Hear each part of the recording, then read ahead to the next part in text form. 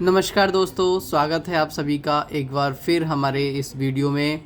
दोस्तों आज लेक्चर 2 है और इस वीडियो में हम सर्वेइंग के ऑब्जेक्ट के बारे में बात करेंगे कि सर्वे का ऑब्जेक्ट ऑफ सर्वेइंग, कि सर्वेक्षण जो हम लोग करते हैं उसका उद्देश्य क्या होता है। ठीक है साथियों, उसका क्या उद्देश्य हम लोग पढ़ेंगे। तो इससे आप लोग जो है वीडियो को रोक रोक के यहाँ पर पूरा लिख सकते हो। पूरे बाकायदा नोट्स बनाए हैं अच्छे से, जिसे आप अगर ऐसे ही एज इट लिखाओगे तो आपको बहुत अच्छे नंबर मिल सकते हैं और जानकारी भी मिल जाएगी। साथियों सबसे पहले उद्देश्य पढ़ लेते हैं इसे। सर्वेइंग का मुख्य उद्देश्य किसी भू क्षेत्र का एक ऐसा नक्शा बनाना है जो उस क्षेत्र में स्थित सभी महत्वपूर्ण पॉइंट्स और रेखाओं को हॉरिजॉन्टल प्लेन पर सही दर्शाया जा सके तथा नक्शे को देखकर क्षेत्र की स्थलाकृति की सही तथा शुद्ध जानकारी मिल सके। यानी कि हमारा जो उद्देश्य है सर्वेक्षण का वो ये है कि भाई किसी जो क्षेत्र है हमारे पास, उस क्षेत्र का हम जो है नक्शा तैयार करेंगे। ठीक है, कुछ पॉइंट्स और जान लेते हैं। बिंदुओं की ऊर्ध्वाधर स्थिति तथा सापेक्ष ऊंचाई का पता लगाया जाता है। सर्वेक्षण से क्या होगा कि बिंदु की जो हॉरिजॉन्टल स्थिति है और उनकी क्या ऊंचाई है वो आप पता लगा सकते हो। दूसरा पॉइंट है रोड, रेलवे, कैनाल, सीवर आदि का निर्माण कार्यों के लिए मिट्टी कटाई या भराई का परिणाम ज्ञात किया जा सकता है। यानी कि अगर कोई रोड बन रहा है, कैनाल बन रही है या फिर कोई सीवर लाइन है आदि का अगर निर्माण कार्य हो रहा है तो वहाँ पर कितनी मिट्टी भरी जाएगी या फिर कितनी गहराई मतलब मिट्टी निकाली जाएगी, इसका परिणाम भी आप ज्ञात कर सकते हो। अगला पॉइंट है भू क्षेत्र के क्षेत्रफल की गणना की जाती है।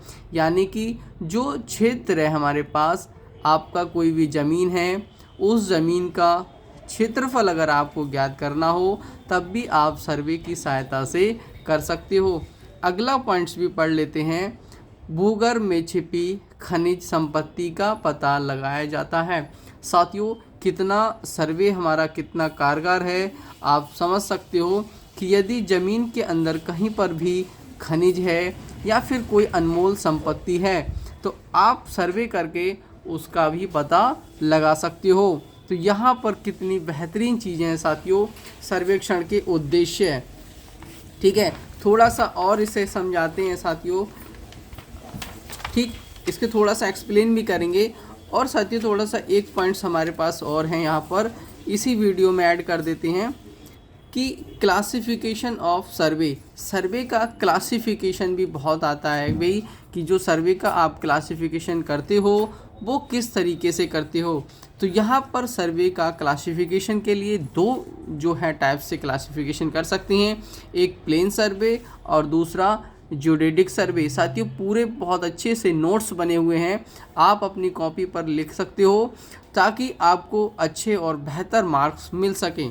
प्लेन सर्वे को जानिए, समतल या साधारण सर्वे, भूपृष्ठीय या भूगणितीय सर्वेक्षण कहते हैं। आइए प्लेन सर्वे किसे कहते हैं जान लीजिए।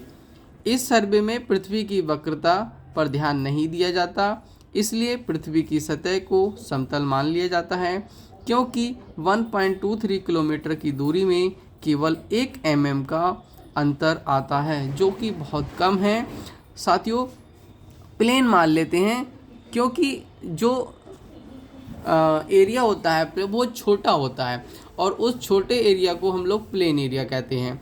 ठीक है, देखिए अगर क्योंकि साथियों अगर हम देखेंगे हमारी जो पृथ्वी है उसका एरिया बहुत बड़ा है, तो हम प्लेन को कितना एरिया मानते हैं, 260 किलोमीटर स्क्वायर क्षेत्र को छोटा क्षेत्रफल माना जाता है।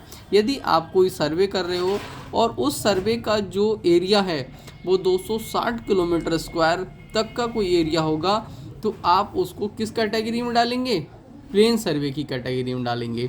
ठीक है, अब समझिए ज्योडेटिक सर्वे किसे कहते हैं। यहाँ पर ज्योडेटिक सर्वे भी समझ लीजिए। इसमें पृथ्वी की कर्वेचर पर ध्यान दिया जाता है। साथियों यहाँ पर जो है पृथ्वी की कर्वेचर यानी उसकी जो शेप है, अगर उसमें शेप में कुछ चेंज आ रहा है तो हम उसे भी साथियों जो है कंसीडर करते हैं।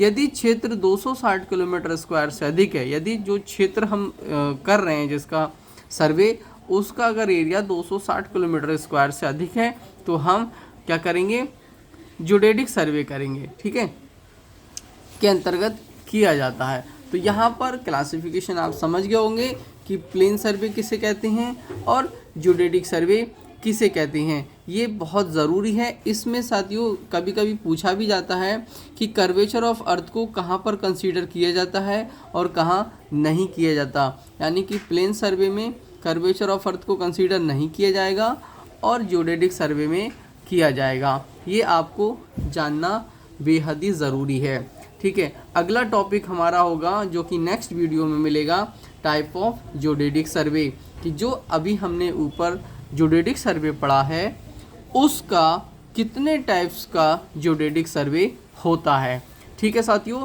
तो कुछ हम एक्सप्लेन कर देते हैं, जैसे कि ऑब्जेक्ट हमने पढ़ा था कि सर्वेइंग का क्या ऑब्जेक्ट होता है, यानी कि उद्देश्य क्या है। तो हमारा क्या है, किसी भी क्षेत्र का, ठीक है, यानी कोई आपके पास कोई क्षेत्र है और उस क्षेत्र का क्या है, नक्शा तैयार करना, यानी कि मैप, ठीक है। वो मैप कैसे होगा कि मान लीजिए आपने ये क्षेत्र ले लिया है, अब इस क्षेत्र में कोई भी चीज़ है उसे आपको इस पर रिप्रेजेंट करना है, यानी कि कोई अगर नहर निकल रही है तो आपको नहर भी दिखानी है। फिर अगर कोई रोड निकल रहा है, जैसे सपोज दैट यहाँ से कोई रोड निकल रहा है तो आप यहाँ रोड दिखाओगे। अगर कोई यहाँ पर घर है, ठीक है, तो आप घर भी दिखाओगे, ठीक है साथियों। कुछ भी XYZ अगर होगा उस क्षेत्र में तो वहाँ पर आप जो भी ड्राइंग शीट है या जो आपके पास पेपर है उस पेपर पर ये सब नक्शा बनाओगे, यानी कि क्षेत्र में जो भी चीज़ आपको दिख रही है उसे कहाँ पर रिप्रेजेंट करना है, अपने ग्राफ इस पर, मतलब जो ड्राइंग शीट है या फिर जिस पर आप मैप बना रहे हो, सारी चीज़ों को उस पर रिप्रेजेंट करना होगा, ठीक है। यही हमारा सर्वे का उद्देश्य होता है, ठीक है, कि आप ये क्षेत्र ले लिया और इस क्षेत्र में जो भी चीज़ आपको दिखेगी, चाहे XYZ कुछ भी हो, उस पूरी चीज़ को कहाँ पर आपको दर्शाना होगा, यहाँ जो आप ड्राइंग शीट पर जो भी आप ले रहे हो वहाँ पर सारी चीज़ों को दर्शाना होगा, ठीक है। और एक स्केल मान लेना होगा ताकि अगर कोई दूरी ज़्यादा है तो वो छोटी करके यहाँ पर रिप्रेजेंट हो जाए, ठीक है साथियों। तो ये वीडियो आप लोगों को कैसी लगी कमेंट बॉक्स में ज़रूर बताइएगा, और ऐसी ही वीडियो को देखने के लिए चैनल को जल्दी से जल्दी सब्सक्राइब कर लीजिए और हमारे जो है नोटिफिकेशन भी दबा लीजिए, ताकि आपको ऐसी बेहतरीन वीडियो मिल सकें और आप अच्छे नंबरों से पास हो सकें। इसी के साथ नमस्कार, जय हिंद साथियों।